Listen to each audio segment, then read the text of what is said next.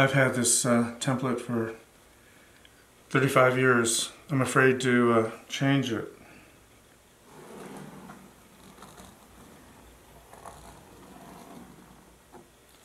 I kind of know where everything is. It's like a secret map.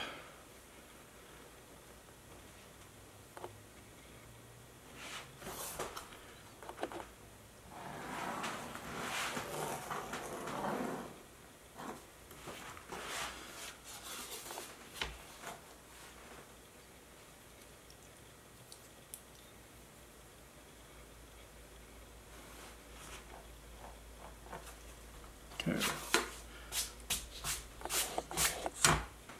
So the first thing, of course, is to draw a center line down the top, draw the shape, and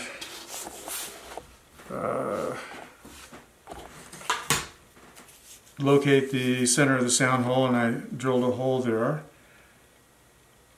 And this is the basic dimension of the sound hole. So I draw that. Next, this is kind of a tricky part people don't understand, but you can see that, I don't know if you can see, the rosette is not exactly the right shape. So that doesn't matter. How I'm going to center this onto the actual sound hole cutout is I'm going to give it maybe 4 millimeters this way, and you can see that the rosette isn't 4 millimeters all the way around, it's just 4 millimeters right there. So I just trace I need another pen. I just trace the inside and outside just right here. That's all you need.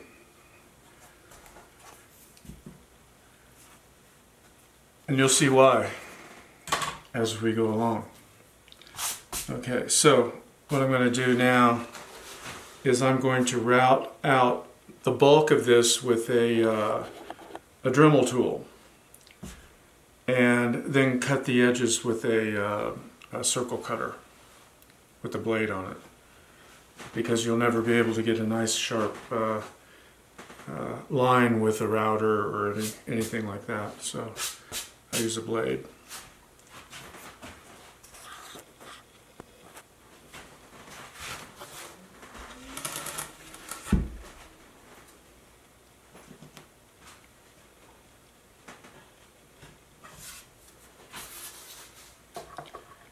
This is for the Dremel tool to route out the bulk of this. I center that and get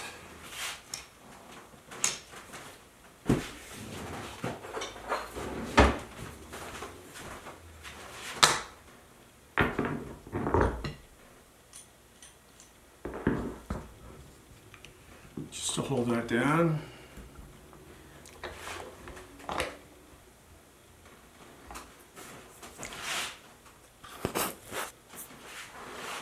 Okay, the thrilling part here. So I'm just getting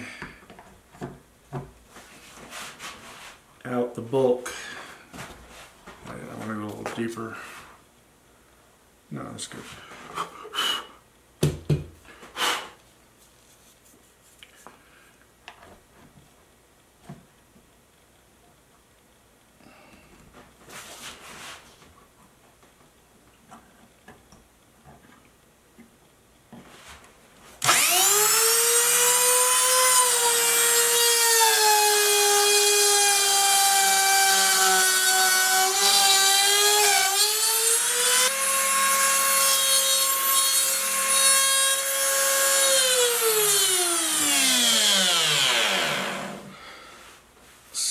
So that's that step. Next, I'm going to use the circle cutter, cut that out,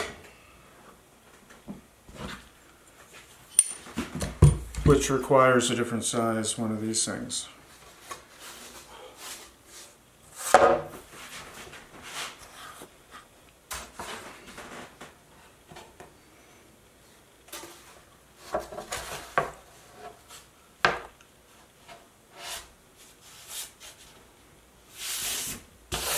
Okay. That's the post for the circle cutter.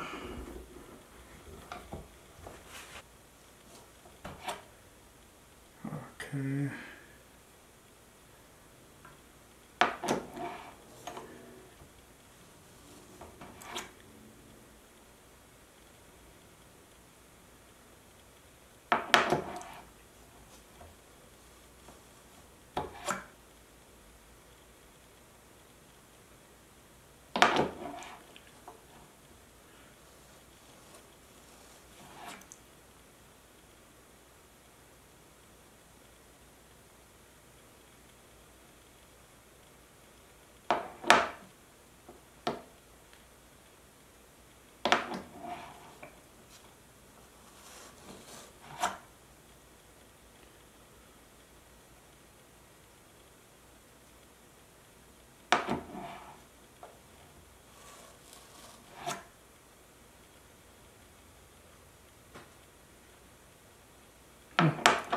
For some reason, I can't see anything.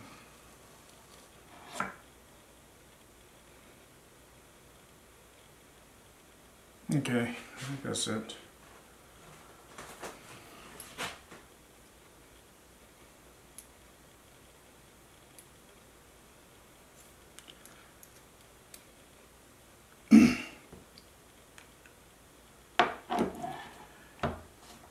Okay, so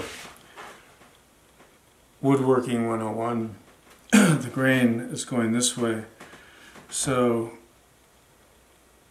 I will place this here and take a quarter of a turn that way. So I'm not cutting into the grain. And I'll do the same here. Take a quarter of a turn and go this way. Do this a couple times.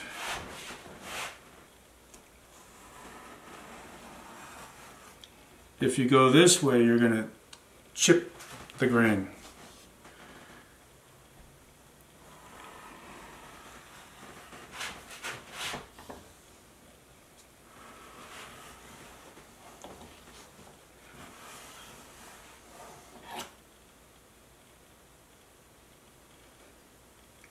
And I do the same over here. The grain is going this way, so I want to go this way. Take a light scoring.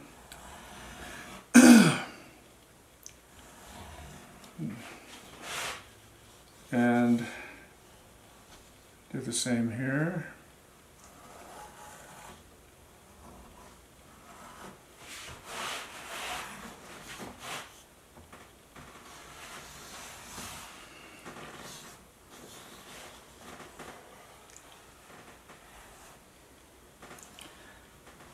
Then you can go all the way around, same direction. Okay,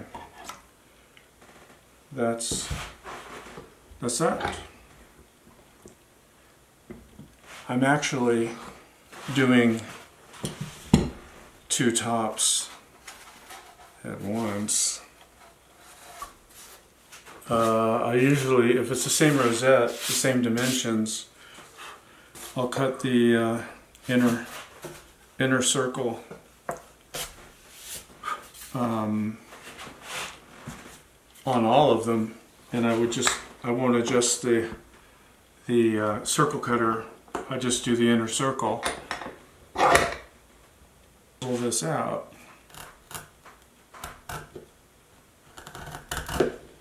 Comes right out.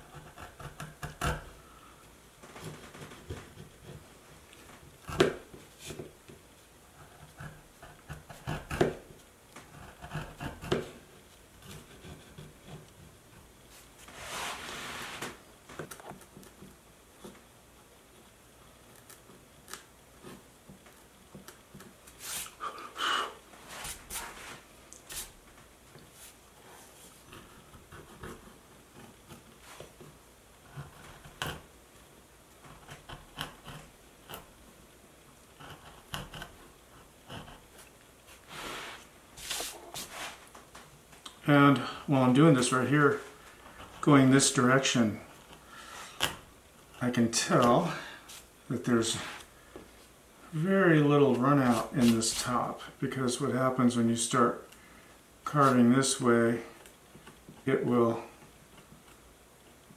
have, it'll it's like going against the grain. And here it's real even. See, when you go on the other side, it's opposite, and it will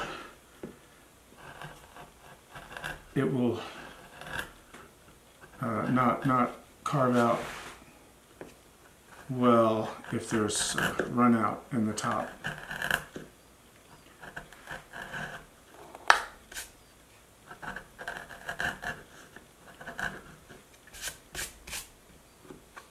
Okay, so that's that.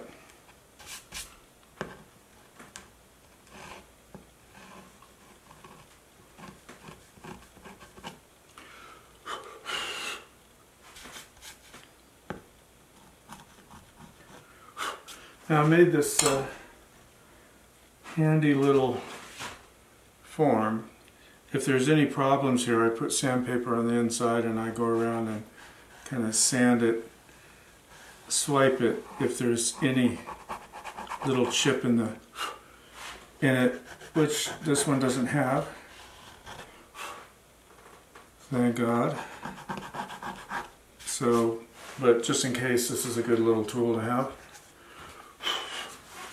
Okay, so now I'm going to do the outside.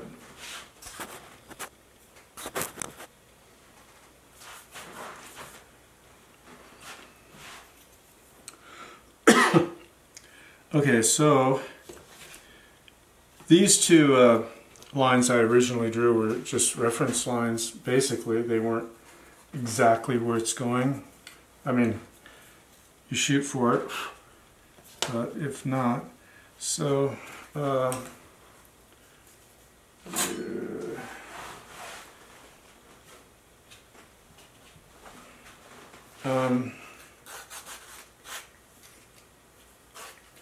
just get the fuzz off of there. Okay, so now I put the rosette right up against that line. That's where it's going to go. And then I draw a new line based on where it's hitting there. Okay, so that's going to be the line right there, the outside line. Now the reason I only have to draw here and here is because the rosette is relatively the same diameter all the way around. So I don't need to draw, you know, the diameter like that. So yeah, it's basically, you know, it's off maybe 2-3 of a millimeter, maybe. Usually they are, if I make a good batch. So, all right. Now I have to redo this. I basically have to reverse the blade so that it cuts sharp on the outside.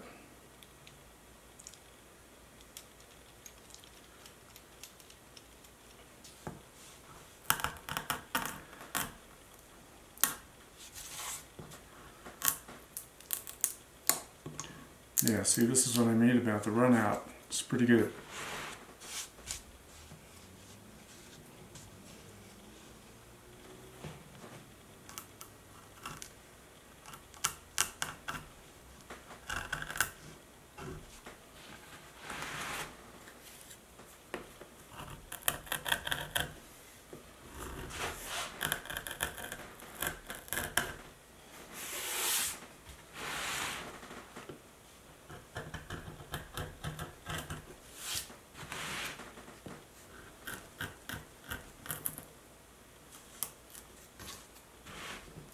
A little bit of run out there. Not much.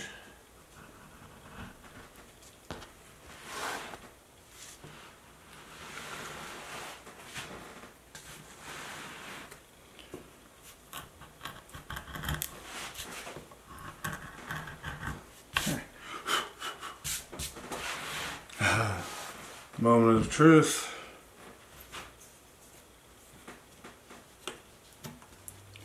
Look at that. That fits perfectly.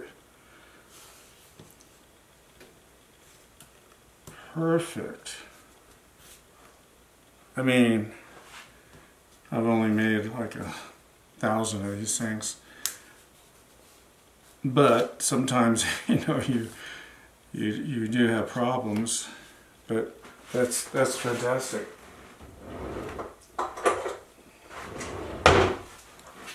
So I know on the next top, I don't have to do any adjustments. I just cut that circle and boom, goes right in. Okay, but you'll notice that there's a gap here when I lay this rosette down here, everywhere. It doesn't fit perfect. So the remedy to that is a hot iron. And a little block thing I made here, it's just curved to the diameter of the rosette. And it helps me wedge it in and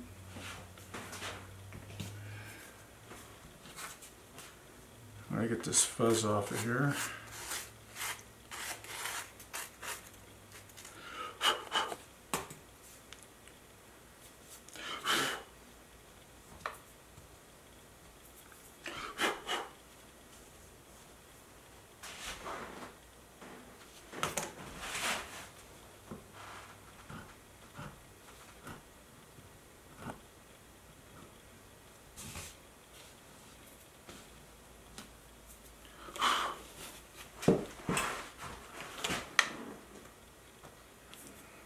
Nice and hot. And I like to have this wave pattern go clockwise, or circle around the sun clockwise. Okay, so see if there's a gap there, so what I'm doing is I'm just heating this up. Now be careful, don't go on the center line, because if it's glued on with Type-On, it will separate right there. So this is above the top, so it's not a big deal. But in the early days, I have done that.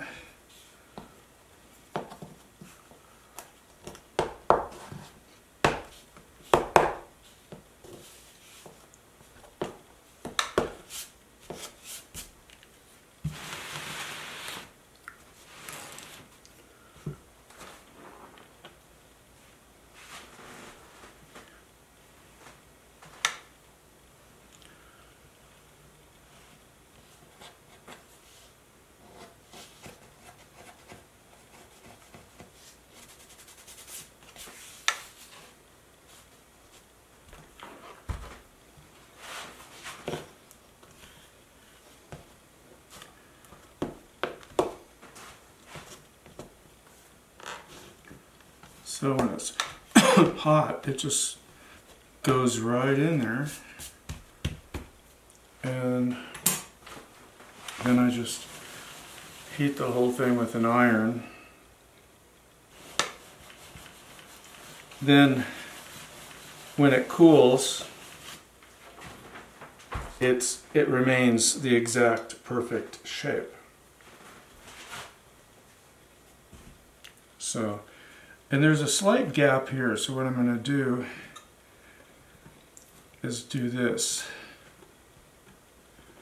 I'm going to wedge that up against there, right there. That's the only gap, and the reason there is a gap there is because when I made the rosette, the hose clamps were here, and it tends to just push down a little more in this area. So many times I'll have to go and I'll have to correct it like this, just so we get a nice tight. This side seems perfect. So if I just let it sit here, let it cool down, I can take the rosette out and it remains exact. I can just take it and just pop it back in because the glue has softened, melted, cooled down, hardened, and it hardens in this exact shape and position. So you can't do that with hide glue. Hide glue will not come apart with heat. It only comes apart with heat and water, and you don't want to be introducing a lot of water into the top and into the rosette at this point. So hide glue, Titebond is the best glue to construct a rosette with. You can glue it in with hide glue if you want, but to make the rosette, I would not use hide glue. And I learned that the hard way. I used to make lutes, and I made every single joint with hide glue. And when I wanted to take a joint apart, you know, when I first started getting into hide glue and lute making, everyone, oh, it's so easy to take a hide glue joint apart. And coming from the Titebond mentality, I would just, you know, try to heat it up and nothing happened. I mean, I was like, what, you know? But you got to soak the hide glue, get it damp, then a little heat and boom, it comes right apart. But it needs water. It needs, so that little hair is bothering me.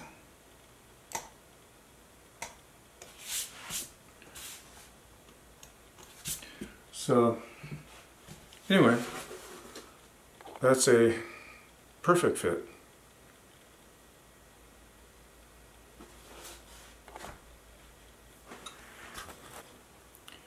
And this is really important when you make rosettes this way, because if you do it the other way, you can put in one ring and some glue, and it's not going to seep into the end grain.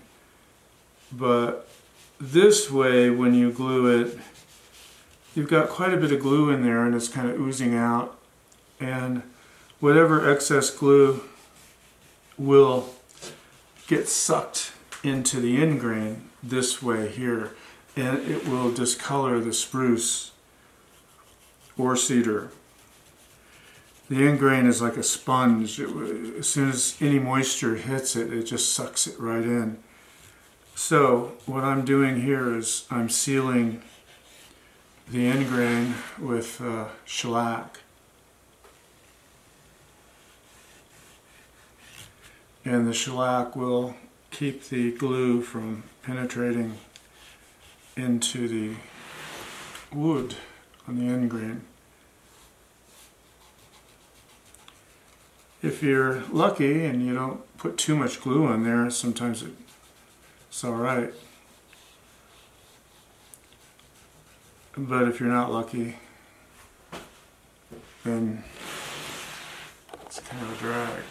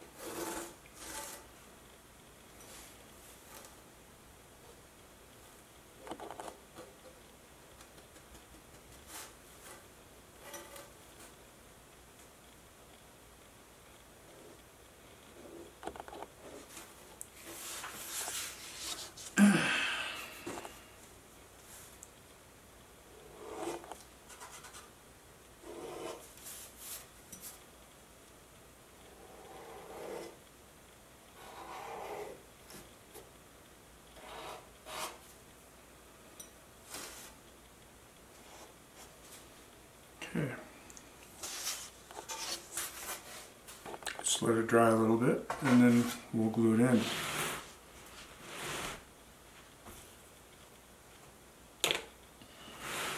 And in the meantime, I'll do the other one.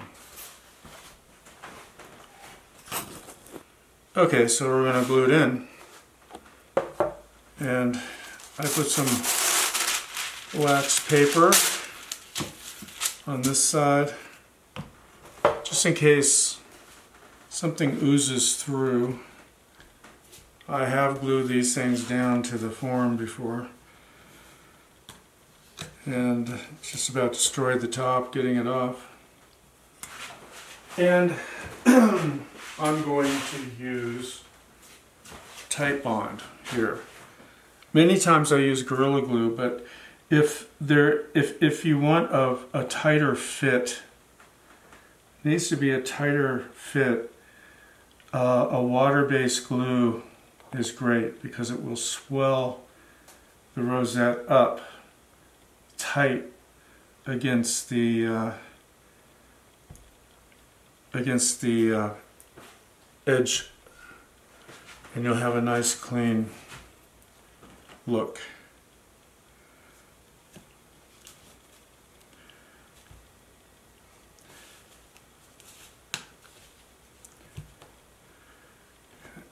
Even more, I'll spray a little water there.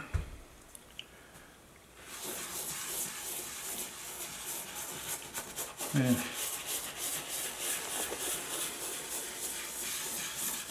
clean up all the glue.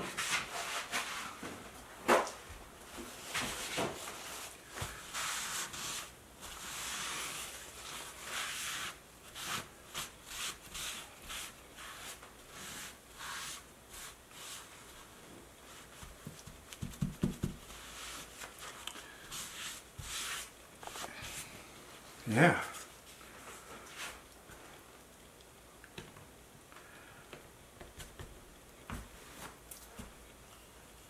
That should do it.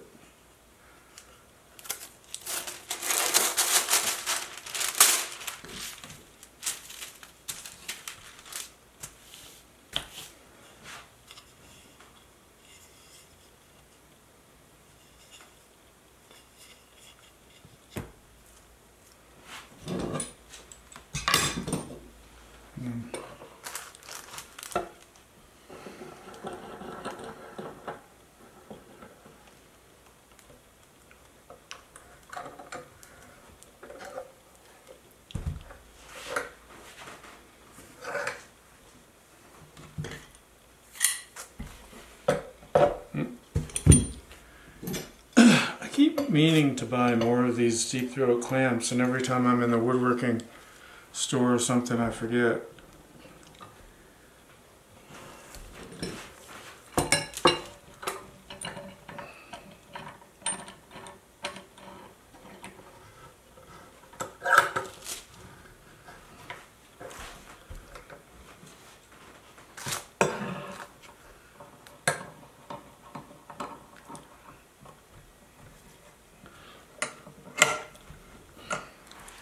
And there we have it.